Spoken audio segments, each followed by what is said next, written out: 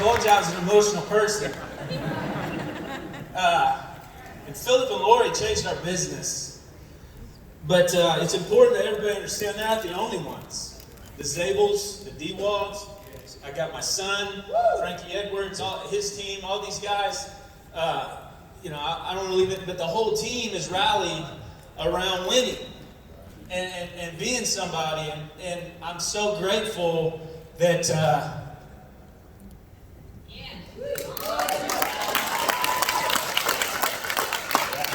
Just grateful. Okay, so whenever I go to events like this and I learn stuff, I take good notes, but my writing sucks.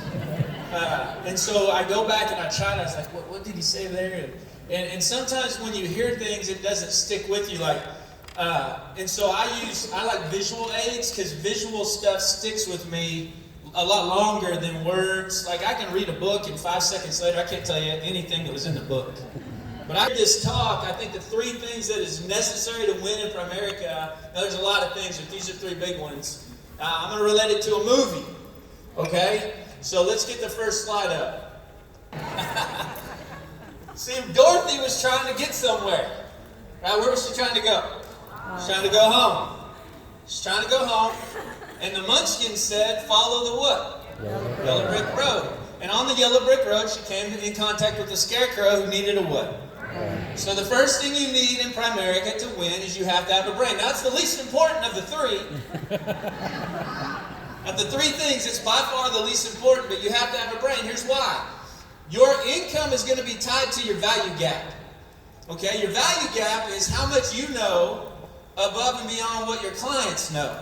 Above and beyond somebody joining your business. Because if they don't feel like you bring any value to them, why would they follow you? She then encountered the Tin Man, who needed a what? He needed a heart. Now, to me, this is probably the most important part, okay, in my opinion. This business is built around the heart, not the head, the heart. Okay, Jason D-Wall, where you at? Come up here. Yeah. Let me tell you something about this guy, okay? Number 1 district leader recruiter. Number 1. The last 6 weeks, let me tell you what happened. 6 weeks ago, 7 weeks ago, he went to the hospital. Wasn't feeling well. Hadn't been feeling well for a while. This guy worked at FedEx, went to work at 3 a.m., would work all night, get off at 8, drive to the office, change clothes in the bathroom, work in the Primerica office all day long, doing appointments, setting appointments, doing whatever you had to do to win. A big reason Philip and Lori's numbers are what they are is because of this guy right here in Asheville, his wife. Okay? Works his butt off. Go to the doctor because he's not feeling well. Hit the next slide for me. Ends up colon cancer.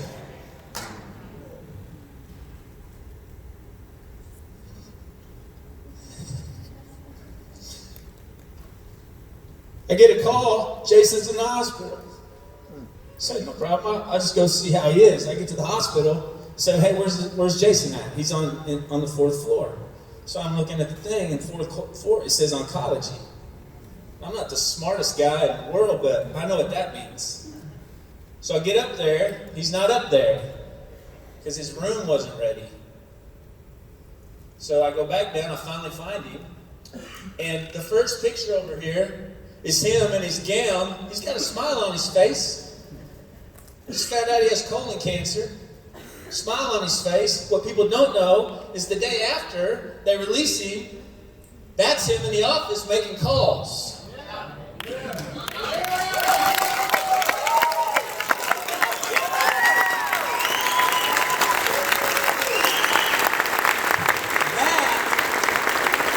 is what heart is.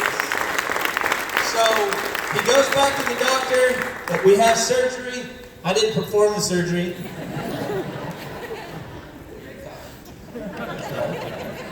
They got the tumor.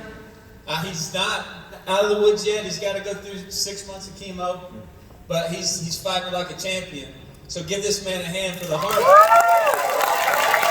Counter, next slide please, is the lion. He needed what? You got to have courage to build this business. I'm telling you, everything about this business when I started scared the crap out of me. Everything scared me, okay? And be careful what you tell your kids.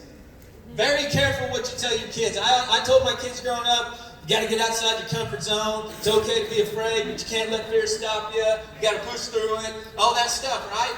And then we go to Florida, and my daughter's with us. She said, Dad, let's go parasailing. I'm like, absolutely not. So that's us parasailing. Don't go to the next slide yet. Miss Sharks. My second greatest fear, heights. Parasailing matches the two into one fear. So let me tell you what was going through my mind at that point. Now my daughter's like, oh, this is great. I got a death grip on the things. Looking at the little stupid clip. I'm not a big time heavy guy, but I'm being held up by two little metal clips. And all I could think about was the fall is not going to kill me. This thing's going to break. I'm going to fall, and right before I hit the water, a great white shark is going to jump up and eat me. This is what was going through my... Next slide. That's us way up there. I ain't let go. Next slide. Look at that. The dude drops us in the ocean.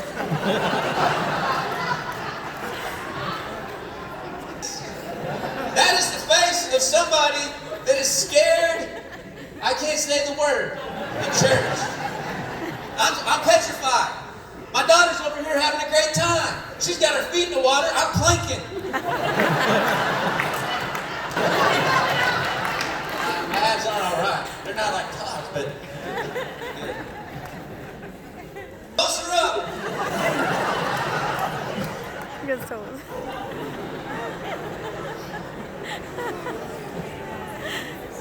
I want to kill the dude driving the boat. I'm saying up, man, up.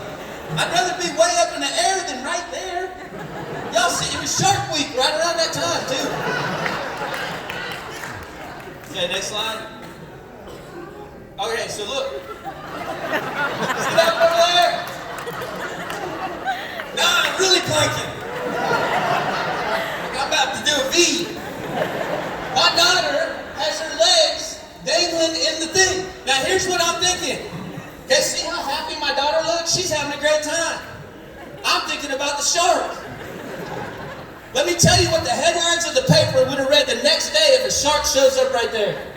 Dad pushes daughter in front of shark to save himself.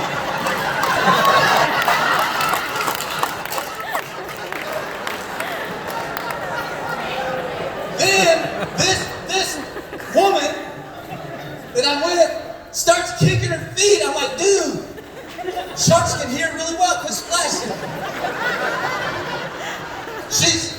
She's kicking, and she kicked once, and I look back. That's me looking for the shark.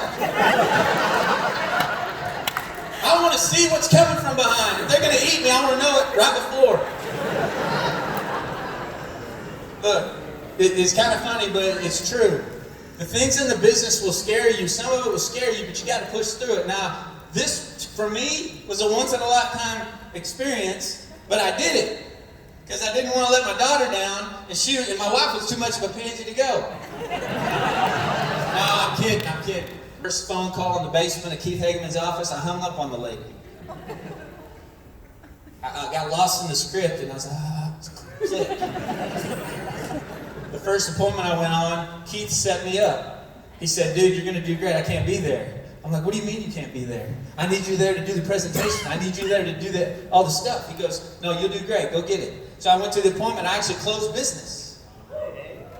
But I'm working part-time at a grocery store. The next day, these people that just trusted me with their finances the night before, I'm putting sacks of groceries in the car. Everything about this business scared me. In their life, that's the obstacle in the movie, The Wicked Witch of the West, right? It makes all of that worth it. Like, Dorothy really wanted to get home. So she went right through that wicked witch. She didn't let the wicked witch stop her. She got to where she wanted to go because she wanted to get there bad enough. You'll get to RVP. It doesn't matter who your RVP. I've had people leave my office because they didn't think they could win in my environment or in our environment or whatever. Okay? That's not on me, that's on them. You got to get yourself there. Quit waiting for somebody else to get you there. Get yourself there. Everybody has the same opportunity. Your RVP is not going to make you or break you. Next slide.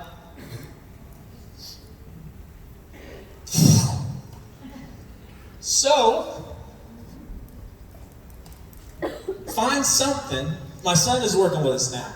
Okay? He's a really good baseball player, had an opportunity to go play, make money to play, and he decided he'd rather work at Primerica than play baseball. Hasn't picked up a baseball since, I don't think. Then he went to the SIE class. I come home, his truck's in the driveway. I'm like, where's Skyler? Go in the backyard, he's hitting balls off a tee. No, I'm just kidding. The SIE class is like, man, baseball was easier, let me go. But the dude's killing it.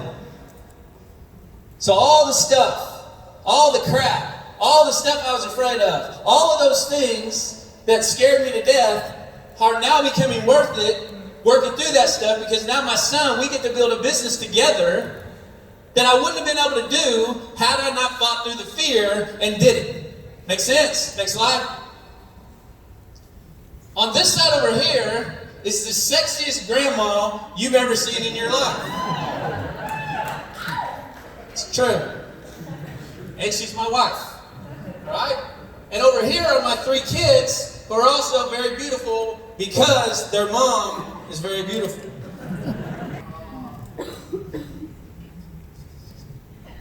The reason for winning as you get older grows. The people in your life that count on you, it will get bigger. So we might as well just put our head down and get the work done. So we can build the life so when our grandkids show up, that they don't have to see the struggle. They don't have to see the misery of going through all the stuff to get to where we're. And listen, it's not hard. I mean, compared to what? Calling people? Like nobody's ever physically harmed me in Primerica. People said, no, it didn't hurt. We got a job to do. And it's not just for us. We got a legacy to build. Your kids, your grandkids, your great-grandkids. One time somebody said, I just want my great-great-grandkids to know who I was. Now, I want everybody's great-great-grandkids to know who I was.